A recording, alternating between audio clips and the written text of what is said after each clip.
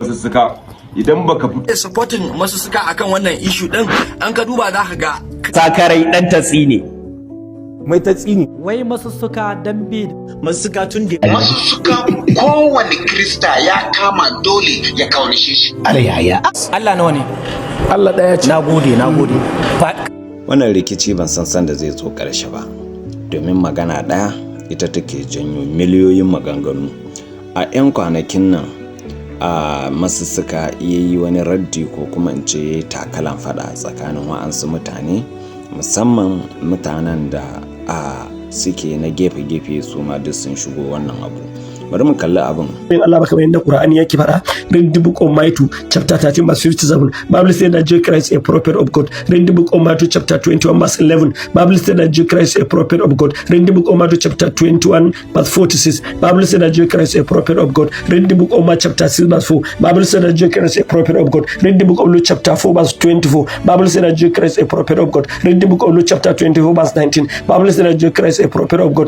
read the book of Luke chapter 7 verse 16 Bible says that Christ a prophet of God. Read the book of Luke chapter 13 verse 33. Bible says that Jesus Christ a prophet of God. Read the book of John chapter 4 verse 19. Bible says that Jesus Christ a prophet of God. Read the book of John chapter 4 verse 44. Bible says that Jesus Christ a prophet of God. Read the book of John chapter 6 verse 14. Bible says that Jesus Christ a prophet of God. Read the book of John chapter 9 verse 17. Bible says that Jesus Christ a prophet of God. Read the book of John chapter 7 verse 40. Bible says that Jesus Christ a prophet of God. Wannan ayoyin in kuna neman musulmin kirki daga yanzu duk wanda kuka ga mai ƙarya sunna ya kafirta to wannan shine musulmin kirki haka na farko ga 'yan tijjaniya malamansu ne iyayensu ne amma sun kafirta su 'yan ƙadiriya wurinsu suka yi karatu amma sun kafirta su 'yan shi'a waɗanda suke koyi da daular musulunci ta Iran sun ce kafirai ne to dan Allah yanzu masu suka he na jira ni ku kafirta ni ai ni ku kafirta ni alama ce ta abin alfahari wurina saboda in kana neman musulmin kirki da kaga wanda mai kare suna ya ce wannan kafiri ne to rike shi shine musulmin kirki dalili saboda ai ga iyayen shi wanda suka koya mashi karatu wanda su suka haife shi suka koya mai karatu amma sai ya ce waɗannan gabaki ɗaya kafirai ne saboda haka ina so in sanar da ku da izinin Allah sai mun bar gadon ƙasanmu yadda muka gaje ta wurin iyayenmu sai mun daina rikici irin na musulmi da musulmi mai sallah ka kalle shi kace mashi kafiri wallahi sai an daina wannan abun a ƙasar nan cikin yadda Allah kuma zumuncin mu da muka gada wurin iyayenmu da kakannu tsakaninmu da kiristoci sai ya dawo ranar sallah mu dafa abincin sallah mu kai masu da nama su ma ranar kirsimati su daho abinci su kawo mana mu zumunci irin wanda muka gada wallahi wannan abin sai mun dawo da shi cikin yarda Allah kaka zamani ina magana nan da wasa ba wani abu wanda gaba ɗaya zai taba sa wannan abun a ce bai dawo ba saboda ni wancan abun faruwa yi to tunda faruwa yi za a iya canza shi ai kuma shin wanda ya yi barna ma ya dage har ya kawo barna balle kai da ka san gyara ne kake kawowa kuma ba rana ɗaya ɓannan nan ta faru ba a hankali ne kawai wannan ya kaza yau a ce dan bid'a ne wannan a ce kafiri ne da haka har abin ya zo ya baibaye mutane to mu kuma za mu ɗauko gyara a hankali duk wani abu da ya tari gaban mu kuma banki shi kawai za mu yi cikin yadda Allah kuma ina da tabbacin samun nasara ina da sirrin samun nasara kwara ɗaya kowa ya rike shi na farko in dai ka rike manzon Allah kakkai tsammana akwai wanda zai taɓa samun nasara akan to ni kuma aiki na kullum ba manzon Allah kariya duk wani hadisi da naga ya taba mutuncin manzon Allah sai in zaro shi in ce nan ƙarya aka yi to wannan na nuna man cewa cikin nasara ne kuma kun kasa ganewa da wannan Shehu Ibrahim ya gagari masu ƙarya sunna saboda manzon Allah ya rike shi yasa sun mashi sharri sun yi mai har siffar jikin su ma su ce mai kaza sun yi duk abin da suke iya yi amma wallahi duk shekarar da za a yi maulidi sai sun ji kunya in an tashi maulidin shehu to manzo Allah ya rike gaskiya ne kun masa sharri kun yi kazafi amma mabiyansa na karuwa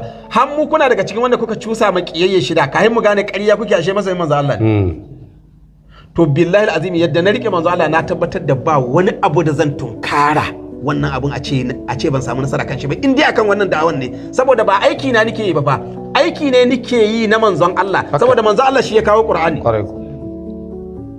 sannan akwai wani abu mai mahimmanci wanda shi ma ya kamata mu maido hankalinmu mu tuna irin abun da kakanninmu wanda har yanzu wasu da sauran ransu wasu kuma sun rasu waɗanda suka ba da rayuwarsu gabaki ɗaya saboda wanzuwan Najeriya ta zama Najeriya kun san akwai lokacin da aka so raba ƙasar nan Najeriya nan 'yan kudancin Najeriya da 'yan arewacin Najeriya 'yan arewa suka tashi sojoji waɗanda cikinsu ga musulmi ga kirista amma a lokacin ba maganar kabilanci ake yi ko maganar wannan dan addini kaza bane kawai ƙasai suke dubawa ya za su Najeriya ta wanzu a matsayin Najeriya kuma ta zauna lafiya.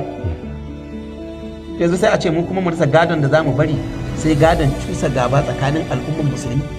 Bai ja bakinsa ya yi shiru ba, ya ci gaba da yin maganganu kala-kala wa'annan maganganun nasa ya san cewar yana da capacity, sannan in yayi maganarsa ba ta faduwa haka kawai. Yan social media da sauran malamai da ma mabiya gabaki ɗaya kowa yana ta da jijiyar wuya ya kawo hujjojinsa. To bari mu kalli hujjojin mu gani wanne kalan hujjoji ake da su a kansa. kada ya sake wa Masussuka raddi, domin dukkan su hadisai ne. Kuma sa'an nan babban abin da ya kamata ka fahimta shine ko ku fahimta gaba ɗaya shine ana hada hadisai ne gaba ɗaya wanda suka yi magana akan wata mas'ala, sai a yi amfani da ƙa'idodin ilimi na hada hadisi da tacewa da yin aiki da shi, sai a fita sai a aiki. Wannan magana da kai ba ta da alaka da ilimi ko kusa ko nesa ma. Yawwa, saboda haka ni da zaman raddi zan yi da sai in maka tafsili, amma yanzu ba zaman raddi yake ba. Ni dai ina neman alfarma ga wannan dattijo mai albarka da wannan dattijo mai albarka, su nake neman su taimaka su ja hankalin malamai na izala bangaren Jos. Mai tatsini kowa ya san mai tatsini ba dan Niger bane, dan Borno ne ko dan Niger ne? Dan Niger ne a gaya min. Tashin hankalin da ya sa shekara nawa ya yi yana kashe mutane, sun yi mutum 100,000 da ya kashe. To kun ji gadar zaren da Malam Kabiru Gombe ya yi wa wannan sakarai ɗan tatsi ne. Wai Masussuka dambe da kunya don yana ɗan iskan gari. Masussuka ya ce wai idan ya fara fitowa duk wasu waɗanda suke ƙarya suna sai sun ɓuya a cikin ƙasar nan. Wannan a iskanci ne. Me yasa ya zama iskanci? Ahlus sunna na dutsen ma su ne suka taso shi gaba, ya ga no way out, za a cinye shi da hujjoji, sai ya sheka ya je wurin mai martaba sarkin Katsina, aka yi sulhun shi da shugaban ahlus sunna na dutsen ma local government, ba fa na Katsina state ba. To wai shi ne dan ya rena wa mutane wayo, wai yake faɗin wai ya tsaya cikin studio ne, kusan duk karatun da yake cikin studio ne, bai da masallaci, bai da wata santa ta koyar da addini. Su yar kasan mawaka na shiga studio su yi waka, haka Masussuka yake shiga studio domin yin wai wa'azi da cin mutuncin mutane. Kan hanya karamin yaro ya tare shi ya mashi fatawa ya kasa ansawa, yace sai rubutowa ake sai an koma studio, dan yadda da an tura tambayar ya ansa ta iya yadda yake so ya ansa ta. Kai da shugaban local government ya gagara, shi da kake magana da ƙasa gaba ɗaya, sannan baka sani ba har da cewa wai ya sauke shugaba Balarin shugabancin Izala ya mashi ritaya. Haka wannan ai hauka ce, watakila wiwi ya ɗiba lokacin da ya wannan magana, dan irin kwaram ɗin da Masussuka ya shiga da gani ɗan wiwi ne, saboda wanda ya talallaya ya yi damfara. Kullum Masussuka da bakin cikin su yake kwana, da bakin cikin su yake tashi, dan me za a kama musuluntar da waɗanda ba musulmi suna shiga musulunci, shi kuma kwangilar da ya ɗauko rusa musulunci, su kuma su malam Adam Ashaka kullum haɓaka addinin musulunci suke yi, kiristoci suna musulunta. To kullum Masussuka da bakin cikin musulunta da ake da ita yake kwana, ya gagara danne bakin cikin shi yasa ya fito yayi wa'annan maganganu da yayi. Ku saurara ku ji abin da zindiki wakilin arna dan bazata abin da yake faɗa. Gashi sunnan nan masu tahiya coci da sunan da'awa suna zuwa suna ɗaukar Bible suna karantawa cikin coci, wanda suke tsokano mana nan gaba su ma kiristoci za su ɗauko ƙur'ani su shigo masallaci su fassara shi yadda suka ga dama in ba ta kama wannan abun burki ba. To ina so in sanar da su cewa ina sanar da ciwaciwar da suke yi a wannan bangaren, su yi hattara, kowa ya kokari ya kama sana'a kan yin waiwayo wannan maganar. Domin kullum zaka ji suna cewa ai an samu wata baiwa Allah ita ma ta musulunta amma an kore ta a gidansu, duka an anshe mata kaya, saboda haka ana neman taimako. Duk ƙarya ne ba. ko a ce ai wani ya musulunta shi ma tsaron shago yake, to mai shagon da ya ji ya musulunta kirista ne sai ya kore shi, amma kusa kashe shi a gidansu duk ƙarya ce, ba inda aka yi wannan. To ku saurara kafin ya ci gaba, kafin in danna shi ya ci gaba, a nan yake cewa wai a faɗarsa yana sane da waɗanda suke ƙarya sunna suna zuwa church suna iske kiristoci suna karanta musu Bible. Wai yana magana cewa su ma kiristoci za su dawo su zo cikin masallaci suna karantar da Bible. To wakilin arna zindiki abinda baka sani ba, ai wannan an daɗe da wuce wannan. Ai sun daɗe suna shiga masallatai nan cikin jihar Kebbi. Akwai ƙauyukan da ake shiga ana musuluntar da mutane a gina musu masallaci, kiristoci su zo su shiga domin su zo su buɗe Bible su karanta, ba wanda zai hana su saboda dukkaninmu mun imani da Bible, ba wanda zai hana su. Ai sun daɗe suna yin haka. Me yasa su baka tuhume su ba? Dan kana tare da su, kwangilar taka ba za ta ci ba har sai ka zo ka faɗi wannan shi da kake ganin burin ka zai cika. To ai an daɗe ana wannan wakilin arna, in baka sani ba ai kiristoci sun daɗe suna shiga masallatan ƙauye inda ya zama akwai kiristoci akwai musulmai, suna shiga suna baza bushara suna magana akan addinin nasu. Ai kai wakilin arna ai an daɗe da wuce wannan. Magana ta biyu yake cewa wai yana sane da ciwaciwar da ake yi ciki. Alhamdulillah Masussuka mun ji ka ce su baban Chinedu suna ciwa-ciwa su je su nemi sana'a. To tambaya biyu zan maka a daidai wannan gabar. Na farko, me yasa su kiristoci suke sa account ɗinsu suna neman gudunmawa da taimako, baka taba tuhumar su ba, baka taba kulawa kansu ba, sai waɗannan musulmai su ne kake bakin ciki kake challenging cewa suna yin ciwa-ciwa.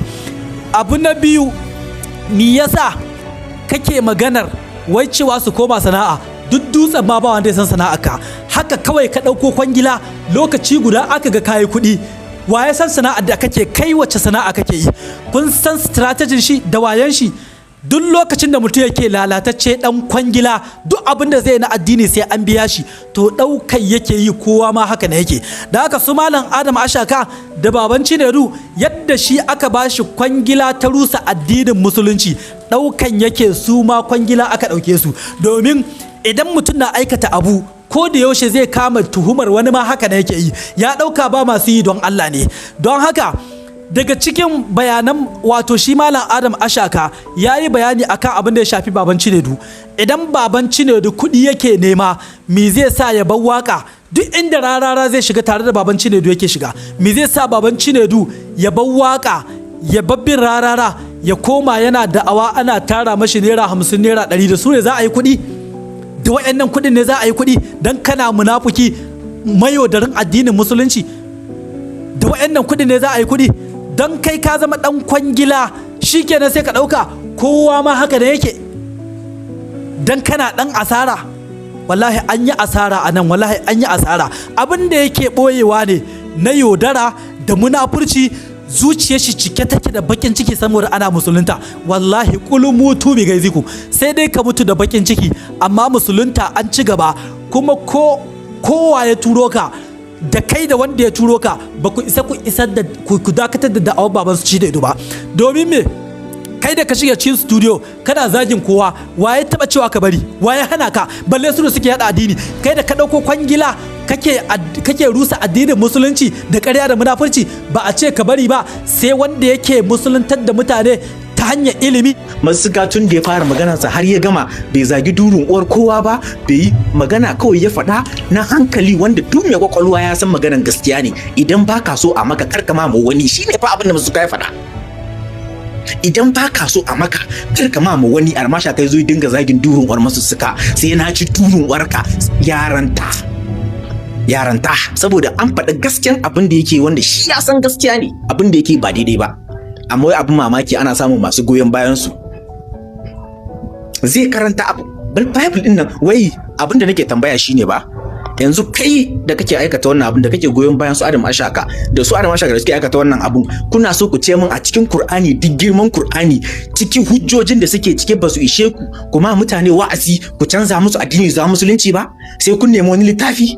littafin Bible din yafi Qur'ani kenan ka yadda Bible yafi Qur'ani shine abin da kake faɗa idan ka yadda Qur'ani yafi Bible kai musulmi ne ka yadda Qur'ani ka zauna da abin da kai da shi ka san hujjoji mafi yawa a ciki wanda za ka yi amfani da canja mutum addini da ya dade yana magana a kaina ya dade yana maganganu a kaina amma ban taba magana akan shi ba yawa. Abu na farko P-Cross, let me start with this. Ka ce mini wai yarinta yana damuna na zaki Masussuka ko yarinta yana damuna. Haka faɗa. Yarinta yana damuna. So bari ga maka wata magana. Dan ina kama wannan tebar nakan ita take nema ta yaudare ka kana min kallon karamin yaro. Ko kuma kana min kallon kaman ka girmen ko ne abu. I was born 22 February 1988. Ka ji da kyau.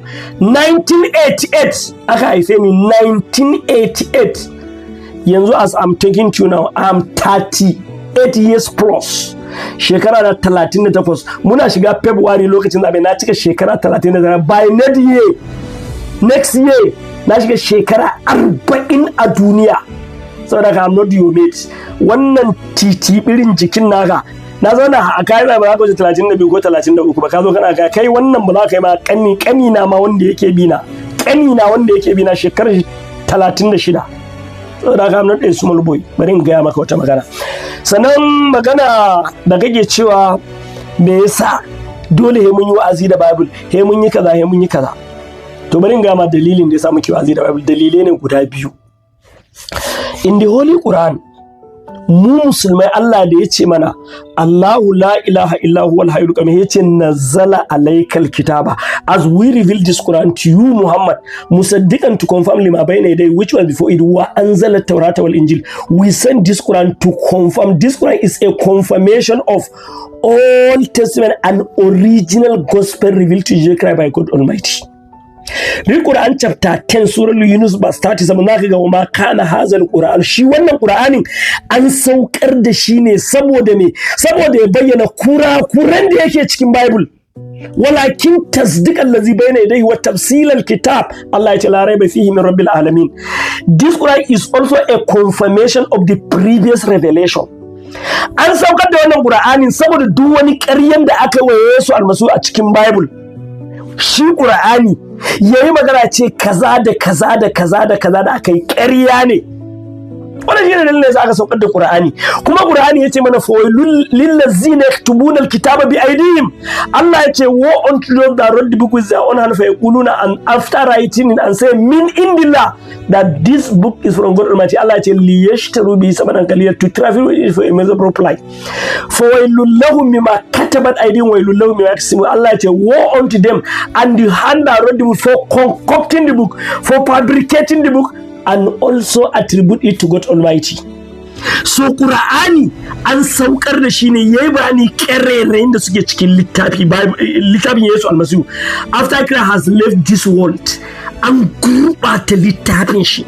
To Qur'ani ya ɗora mana mu yi bayani, mu gaya muku ku Kiristoci da kuka rike Bible. Wannan Bible ɗin ba shi bane asalin littafin Yesu almasihu. Ba shi bane asalin littafin Yesu almasihu. I have been saying it, no Muslim will remain in Islam if he did not believe in Jesus Christ. In the Holy Quran, Allah said, "Qulu amanna billahi." You Muslims say you believe in Allah. Wa ma unzila ilayna. We also believe in what Allah revealed to us.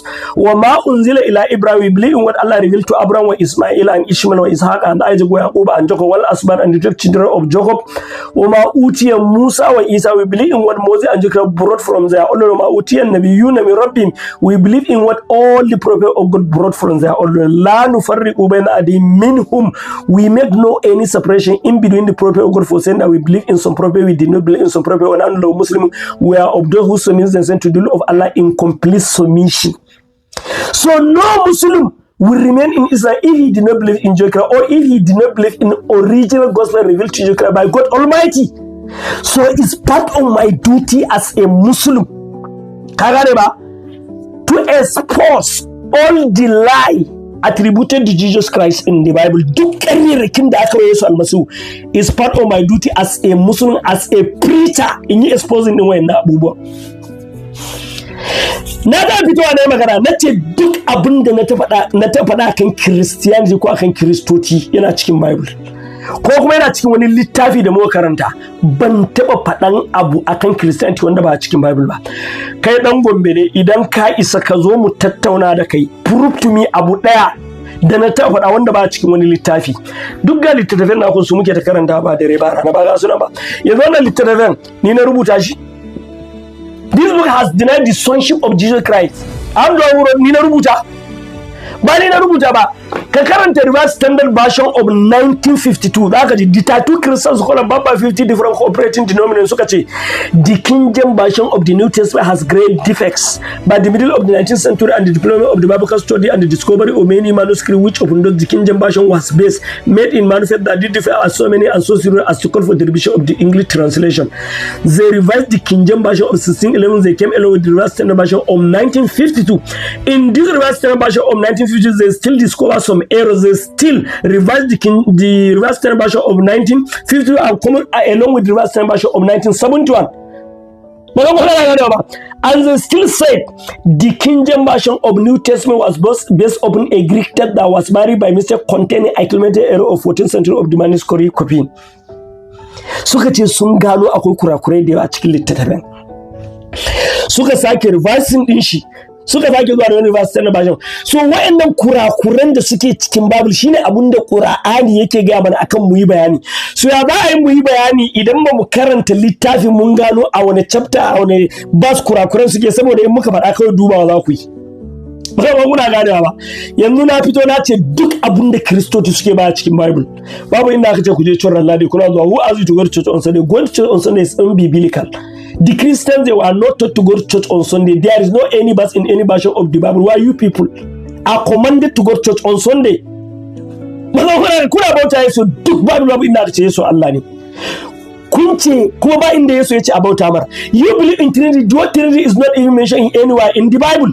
You go to Jerusalem. Going to Jerusalem is in biblical. Ba inda aka ce a je Jerusalem. You celebrate Xmas, Easter, Good Friday, duk wa'anda abubuwan ba sa Bible na ka samu su. Read the book of Revelation chapter 22 verse 18, read the book of Deuteronomy chapter 4 verse 2, read the book of Deuteronomy chapter 12 verse 32 and the book of Proverbs chapter 30 verse the Bible said, whosoever that remove or add from what is written in the prophecy of this particular book, God Almighty will remove his name from the book of eternal life. Bible has given you a concrete one, you should not remove or you should not add. But I think Christian scholars, they are always adding, they are always removing. Kuruba Musali. Yanzu Bible ku, I have Roman Catholic version of the Bible. And then we contain 73 books. We have Lost Book of the Bible and Forgotten Book of Adam, contain 44 books. We also have Deuterocanonical books, contain 82 books. We have Ethiopian Bible, which 81 book. If Yake was to be sent to come and pick up his own version of the Bible, which version of the Bible do you think he will pick as his own version of the Bible? Wani Bible din littafi 44, wani 66, wani 81, wani 82. Kuma kun je to ne su a ciki, da ne su yi wazi. Da ne su yi wazi. In the book of Matthew chapter 4, Matthew chapter 4 verse 23 to 24. Bible said, Yesu almasu ya je na wazi da littafi a hannun shi. Qur'ani ma yace, qala inni abdullahi atani alkitab, we have given him a book. Where is the book? Ina littafin da Yesu almasu ya wa'azi lokacin da yake rayuwa. Where is the book? That is the question. Where is the book? Ba mu gane ba. Da yake da yayi wa'azi lokacin ba Bulus ma ba nan belle rubuta littattafai saboda we have 27 book of New Testament. We have Matthew, Luke, John, Act of the Apostle, 1 Corinthians, 2 Corinthians, Galatians, Ephesians, Philippians, Colossians, 1 Thessalonians, 2 Thessalonians, 1 Timothy, 2 Timothy, Titus, Romans, Hebrews, James, Peter, 2 Peter, 1 John, 2 John, Jude, Revelation. When the literature in the book 14 was wrote by Paul, this Paul was not even among the 10 disciples chosen by Jesus Christ. There are no any indication that Paul has ever seen Christ throughout his life. Bai taba ganin Yesu ba. Ya rubuta littafai 14. A cikin 27 Mark da Luke ba za cikin sabon Yesu almasu su rubuta littattafai. Matthew ba cikin sabon Yesu ba ciki, because Matthew, disciples of Yake, was not the one that wrote the book of Matthew. According to two Christian scholars, read the book of Matthew chapter 9 verse 9. Read.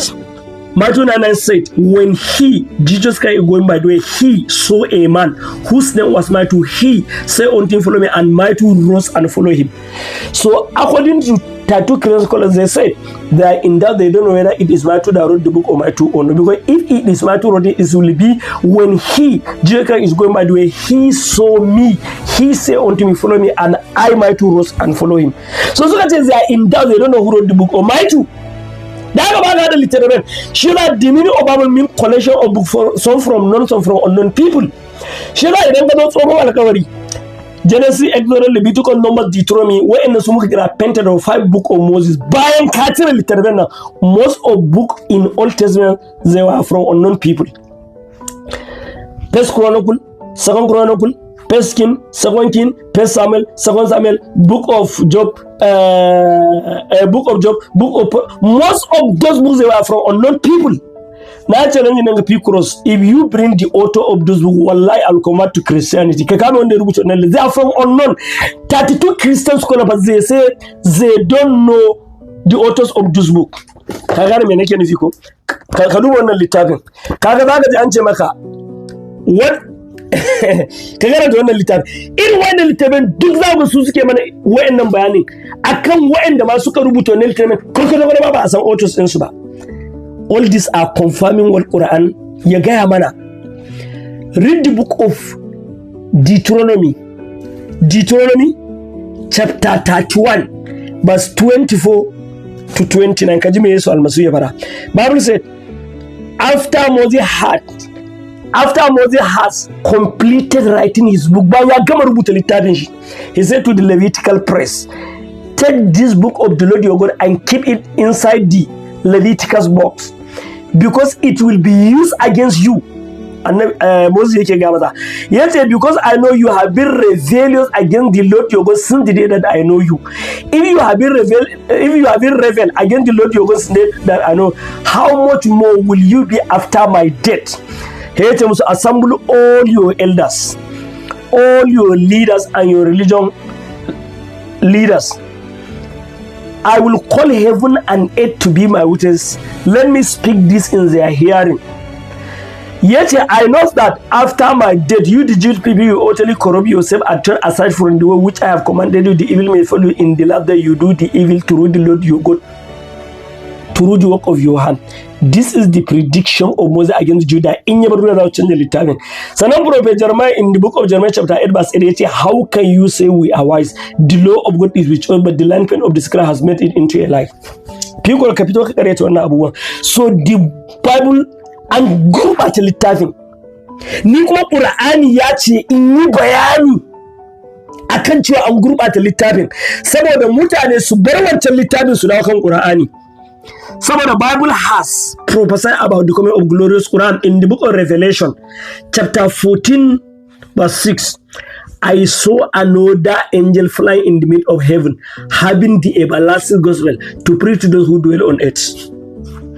And this Quran was brought to Prophet Muhammad by who? By the angel of God. By the angel of God. قُلْ نَزَلَهُ رُوحُ الْقُدُسِ مِنْ رَبِّكَ بِالْحَقِّ. It is angel of God who brought this Quran to me.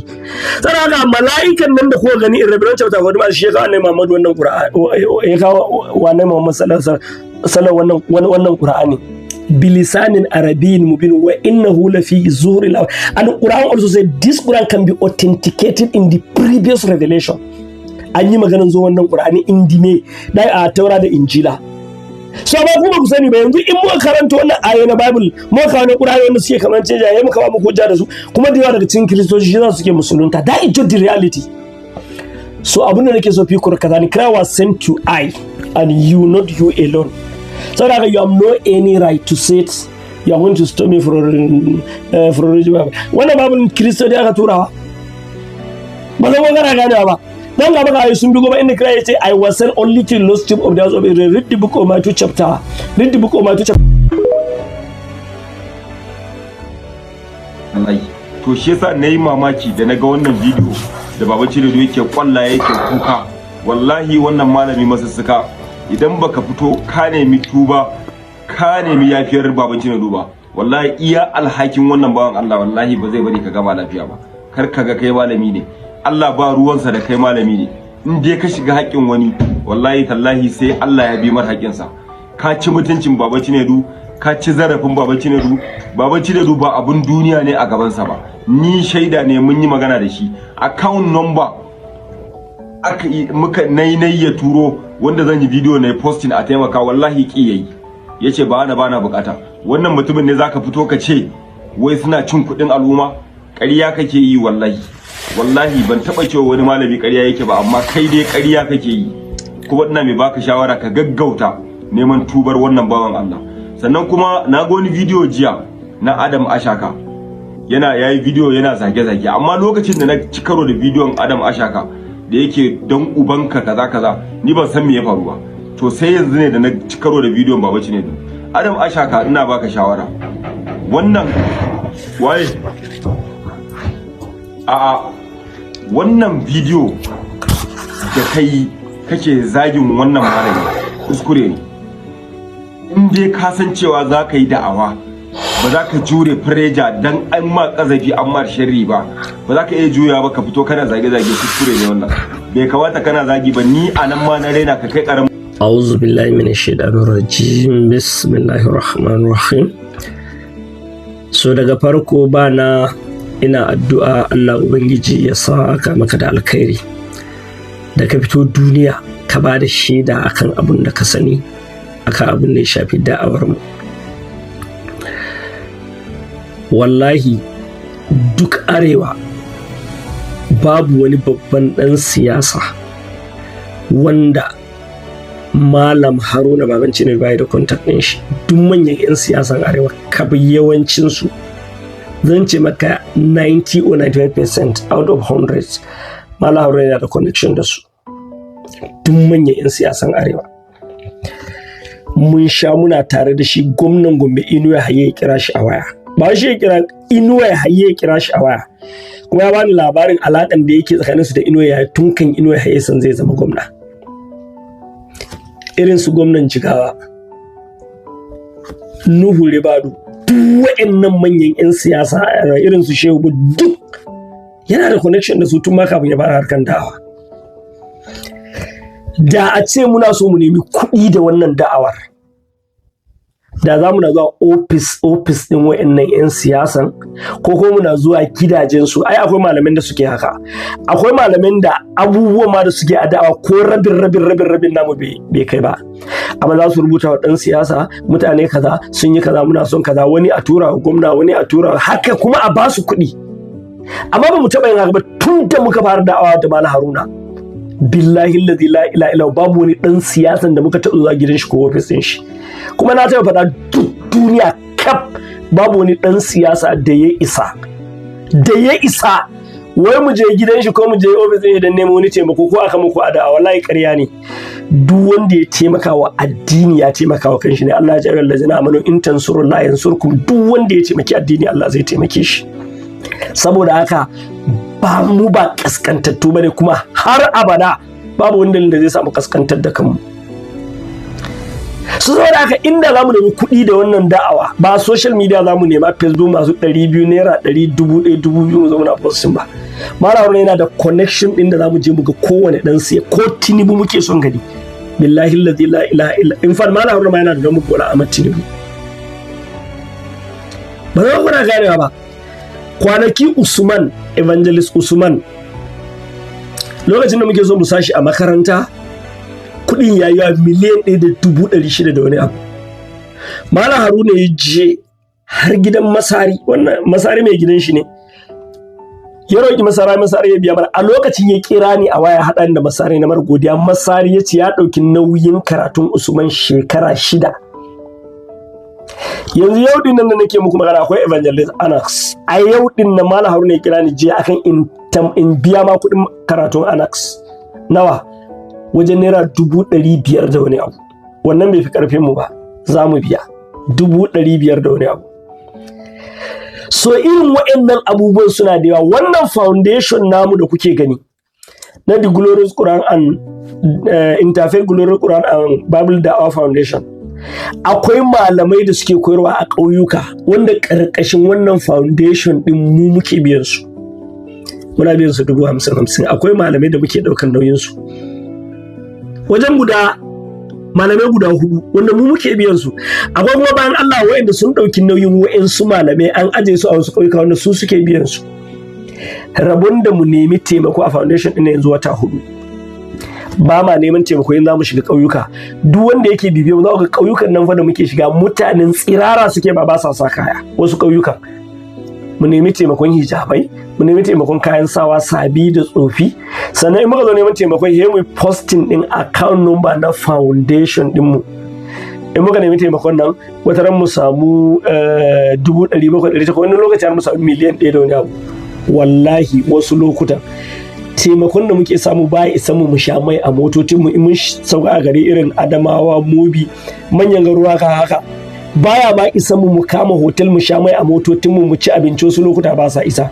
Ƙauyukan nan da muke shiga wani ƙauye muna biyan 70,000 kuɗin mashi, wani waje 40,000, 50,000 haka. A rana ɗaya mu kashe 300,000, 200,000 da haka fa muke kashe kuɗi.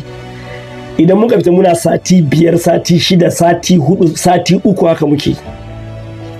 Shekara 2 da yanzu ni tun da muka fara da'awa da Malam Haruna ba ma sallah a gidajen mu, kowa ga ina muka yi sallan Idi. Baban Chinedu Malam Haruna matan shi 2, matar shi ɗaya tana Abuja ɗaya tana Kano, ni mata na ɗaya. Mu bar matan mu je mu yi sallan Idi a garin masu bautan dodo, garin da ko sabis babu, kuna gani.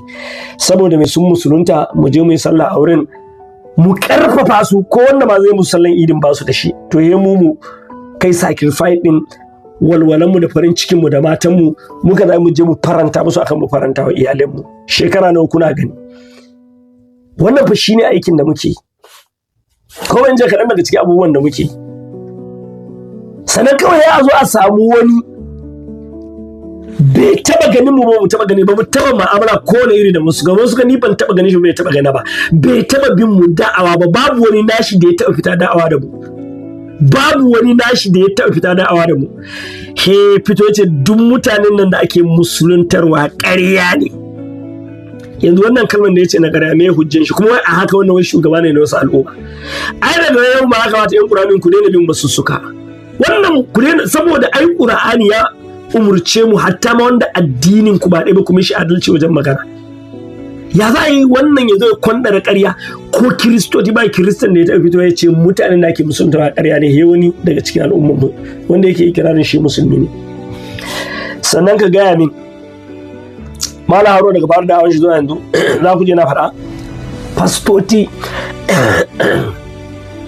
fastoti guda 8 ya musuluntar. Ka gaya min wani fasto zai yadda ka haɗa baki da shi ya fito ya ce duniya musulunta kuma haɗin baki ne, game wani fazo ko kuma nawa za ka bashi, ko Reverend Fada. Yanzu bari yi misali da fasto dan Fulani Ibrahim dan Fulani. Lokacin da ya musulunta ni na bashi kalmar shahada, muka sa a social media. A ranar aka kore shi a gidan da yake ciki na church, aka raba shi da matar shi da 'ya'yan shi, ya shiga masifa wanda har bai daga cikin ta ba. Aka tsayar mar da albashin shi da church take bashi duk wata. To ka gaya min yanzu nawa za ka ba mutum ya furta kalmar shahada yadda kiristoci suka tsani kalmar shahada, a ce mutum ba convincing din shi kai ba, kuɗi za ka ba, nawa za ka ba shi furta kalmar shahada. Yanzu ka ɗau misali da kanka a matsayinka na musulmi, akwai abun duniya da za a baka ka fito ka gaya wa duniya ka zama kirista, a sa a social media da ƴan uwanka da kannenka da iyayenka da matanka da ƴan uwanka da abokananka su gani saboda za a baka kuɗi ko ne abu. So wannan wani magana ne wanda hankali ma kwata-kwata ba zai yarda da shi ba. Amma wannan mutumin saboda tsabar yana jin haushin yadda ake musuluntar da mutane ya fito ya faɗi irin wannan magana. Kuma muna faɗa ba ma kira zuwa ga ƙungiyar izala, mu muna kira ne zuwa ga musulunci, kuma ya sani saboda haka da musulunci yake faɗa. Ya fito ya ce wai ai abin da muke business ne. Malam Haruna Baban Chinedu waka yake da dauda kautu rarara. Alhamdulillah kai bana kafi ni sani me yake samu ta wannan wurare. In har ba tsoron Allah yake ba, waye zai bar wancan hanyar ya dawo nan? Tunda a wancan hanyar in suna ne yayi, in kowane irin ɗaukaka ne na wancan hanyar ya riga ya samu. Ba zan manta ba, bai fi sati ɗaya ba na ga wani yayi bidiyo akan Abdulaziz Yari ya ba su miliyan 500. Muna magana da shi Malam Haruna Baban Chinedu da yake ce min shine sakon in command a wannan tafiyan daga rarahe shi, yace da yana wannan tafiyan kaga yanzu da shi za a raba kuɗin nan. A misali, kun san yadda 'yan siyasa suke ba wa'annan mutanen kuɗi, sai yanzu wanda ya bar wancan tafiyan ya dawo nan shine za ka ce ka ce wai rashin sana'a ne? Ko ni da na bar aikin soja ba sana'a ba ne? Duk wanda yake bibiya na a social media ya san ina noman rani da na damana. Saboda haka muna da business ɗinmu. Sannan kuma yadda muke riski rayuwa ƙauyuka na wanda muke shiga ba security ba, haka muke riskin mu shiga mu je mu kwana a wasu wurare ma ko service babu, mu je mu kwana ba kwana ɗaya ba kwana biyu ba, mu yi riski rayuwa masa na samu wani ya fito yana faɗan irin wannan maganganu. To saboda haka maganar da kai bana kace abun da nayi na zagi da nayi kuskure ne, wannan gaskiya ne, kuskure ne. Sannan kuma wani malami ma ya kira ni daga Maiduguri akan wannan abun nan din. So bari in ga maka wani magana.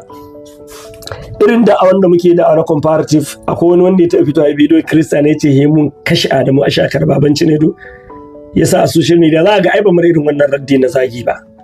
Sannan wayansu da yawa za ga su fito su ce ai kaza da sauransu. Akwai wani Usman, wani kare, dan wannan ni kare na dauke karen da rahoto rarara, don wannan magana akan rarara ai za ga ya fito yana shi ma ya faɗi irin maganar nan mutanen da ake musu kaza, amma kaga ban kula shi ba saboda wannan bai da mutunci da daraja, wannan bai isa in yi magana kai ba saboda wannan karen bai ma kai karen yan siyasa ba, tunda shi a rayuwar baya magana ya an taɓa rara. Ka gane me nake nufi? Saboda haka wannan bai da yanci, wannan kare ne, bai kai ma in yi magana akan shi ba, ai ban yi magana akan shi ba. Ka gane me nake nufi ko? So me za na yi magana akan shi wannan? Mazuka saboda yanda ya nuna kiyayyen shi ƙararar ga addini da ita wannan da'awa.